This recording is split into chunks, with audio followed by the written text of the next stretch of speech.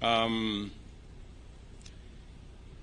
Excellencies, honorable members, distinguished artists, good afternoon. I'm Jambo. Let me take this opportunity, first and foremost, to welcome all of us, those from far and wide, to Eldoret, the newest city in Kenya. As you're all aware, Eldoret became the 5th city in Kenya yesterday. And this celebration today, this Winners State Concert, is taking place at a moment and at a time when Eldoret has just become a city. Yesterday, I also had the occasion to receive our great ambassadors, our sportsmen and women who had participated in the Olympics in Paris. And we were very, very proud of their performance. They did exceptionally well. I still want to ask all of us to give them a round of applause. Today, we have seen the champions of our music in the creative industry space. To all of you who participated, those of you who have won, let me congratulate you on my own behalf and on many friends and the people of Kenya for making us proud with your performance. And I take this opportunity to welcome all of you to this very special state concert, hosted, as I have said, in Kenya's 5th city, the city of Eldoret, commonly known as the City of Champions. It is truly fitting that as we celebrate the conferring of city status on Eldoret, this new city also plays host to the National Music Festival. This great occasion is a testament to the limitless potential and talent that resides in our nation, Kenya, the natural land of champions. I have been informed that it is the very first time this event is being hosted in Eldoret. Congratulations, Uasin Gishu County, for all the work you have done together with the leadership of this event to host this occasion. I am also aware that it is the very first time that a state concert is being hosted here in State Lodge, Eldoret. Again, let me welcome all of you here. Please forgive me for the situation outside here. It's not very tidy because this place is not used to hosting big events like this. Next time, I will make sure that I improve on my hosting. I need to do some work around this compound to make sure that when I have guests like you, you have ample and adequate space to come to. The Kenya Music Festival has long been a fountain of creativity, nurturing the raw and potent talent found in our young and youthful learners. Over time, this festival has offered a platform for learners to showcase their boundless gifts in music, dance, and poetry. These talents, identified meticulously and shaped and honed by the dedication of teachers, tutors, and lecturers, have played a transformative role in our society, building confidence and instilling pride in those who have graced the stage as I saw them here this morning and afternoon. This year's theme, Talent Development for Growth and the Creative Economy, is both timely and aligned with the government's agenda. We recognize the creative economy as a pillar of our national economic transformation, and the Kenya Music Festival is a vital component in this endeavor. From vocal and instrumental music to traditional and contemporary dances, and from scripting to public speaking, this festival has demonstrated its enduring legacy in developing a broad range of creative talents. The digitization of these performances, spearheaded by the Kenya Institute of Curriculum Development, is already providing our students with new avenues for recognition and revenue generation as their content reaches not only local and regional, but also global audiences online. This festival's impact on the creative economy can neither be gainsaid nor overstated. It fosters local talent, promotes economic growth, preserves our cultural heritage, and builds a sustainable creative system. Additionally, it provides our learners with the opportunity for international exposure, preparing them to compete on the world stage. As you are aware, Kenya has been given the opportunity by the German government to be the country to showcase our culture next month in Germany. And among the participants that will participate in that event in Bonn in Germany will come from this festival. It will also come from the drama festival. The numbers involved in this year's festival speak volumes about the value we place on the creative and performing arts.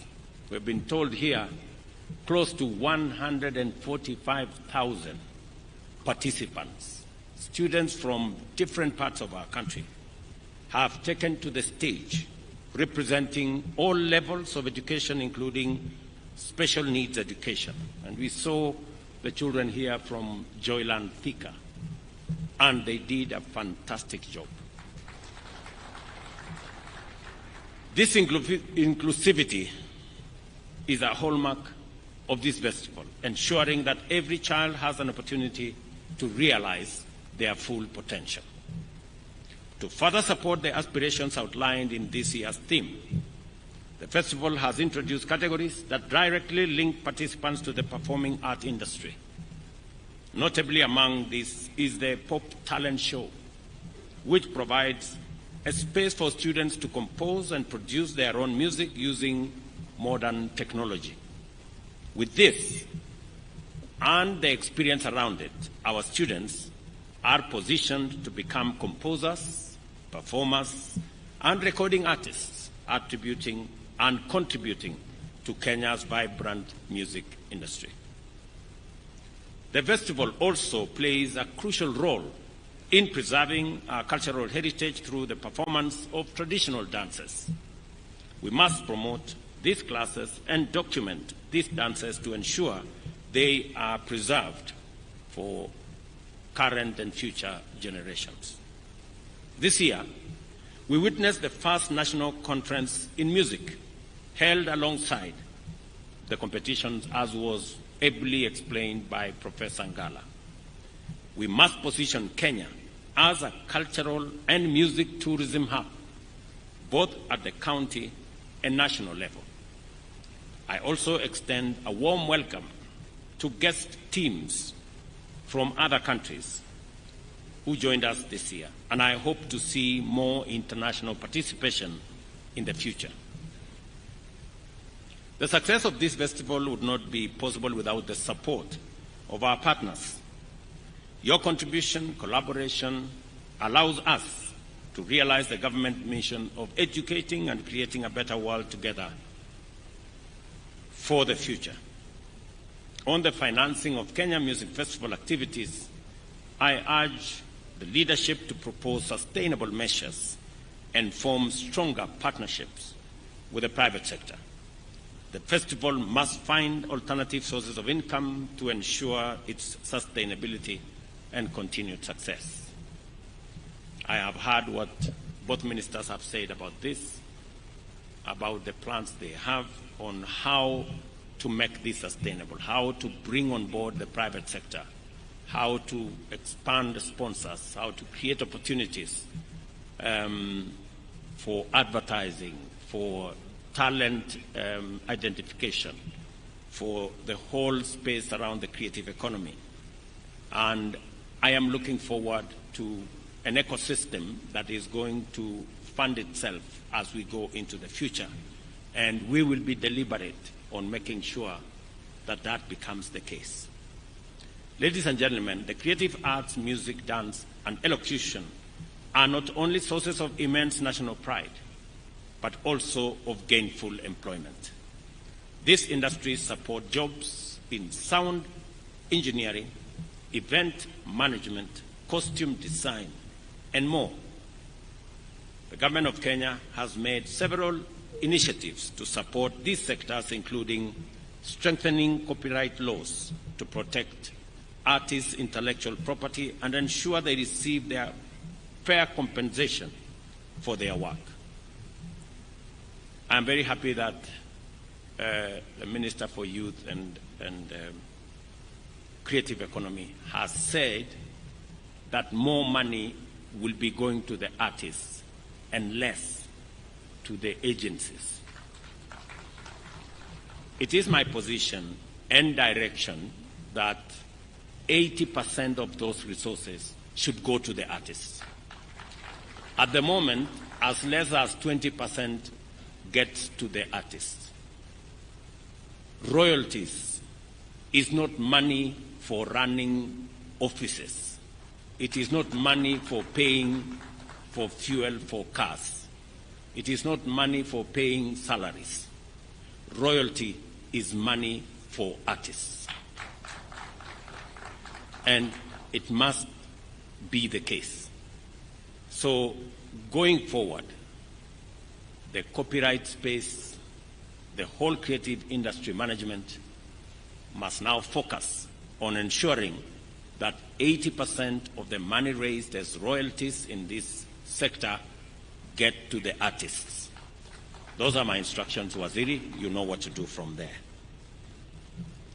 We are also working with county governments to establish and maintain cultural centers and performance venues, providing artists with the facilities they need to thrive. This is another space that I will want us to work together around to see that we build the necessary infrastructure to support the creative and art space. The performance we have witnessed here today are a testament to the dedication and hard work of our teachers, trainers, and students. The education and entertainment value of this production is immense, and I have been thoroughly impressed by what I have seen. As we conclude, I wish to commend Uasin Gishu for being a hospitable host and for the support provided by the county government and security agencies to make sure that this event, a huge event of 140,000 people in this city, is not a mean feat. Congratulations. For the teams proceeding to the international stage, I have a message for you. Like I reminded our triumphant athletes who have just returned from the Olympics in Paris, you are both our best and the world's finest. There is nothing, and I repeat, there is nothing that is beyond you. So go ahead and make your country proud. Please, by all means, shine.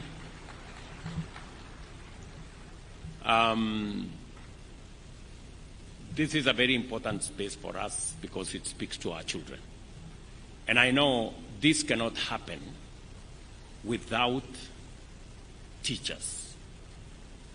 The teaching fraternity make huge sacrifices and a huge contribution to make sure these events are held. To all our teachers, trainers, and artists in that space, my congratulations for doing a wonderful job. I remember last year I made a commitment that we are going to identify teachers in this co-curriculum space and promote them for what they are doing. I am happy that the directive I gave to the Ministry of Education has been implemented, and 407 teachers who are in the co-curriculum space were promoted last year. I also want to say that we will continue to recognize teachers who are operating in this space and also give them national awards. Last year, I gave 17 teachers in the co-curriculum space national awards, recognizing their contribution to the progress of our nation. We will continue to identify, we will continue to work with you to make sure that we continuously promote this space. Let me also say that as the Minister for Education and the Deputy President have said, we have now concluded sending letters for the new students who had earlier been sent letters that did not have sufficient clarity. That in the next 2 days we will conclude that process so that every parent knows what it is that they need to contribute as the government shoulders the bigger part of our university education and TVET education. Between 90% and 60% is taken care of by the government of Kenya. So depending on the different categories of parents, you either contribute 10% or 20% or 30% at most. So this is the space we are in. We have also agreed that Treasury, TSC, and the teaching fraternity sit together and look at the possibilities of ensuring that we implement our commitment as government so that we avoid unnecessary industrial action in that space and avoid interruptions in our institutions of learning. So that engagement is going to happen, and I want to tell the leadership of all those who are concerned, all the stakeholders, to work together for the interest of our children, respecting also what is due to our teaching fraternity. So we will work with the teachers. I have already given instructions to Treasury to work with the Teacher Service Commission and the leadership of our teaching fraternity, both at the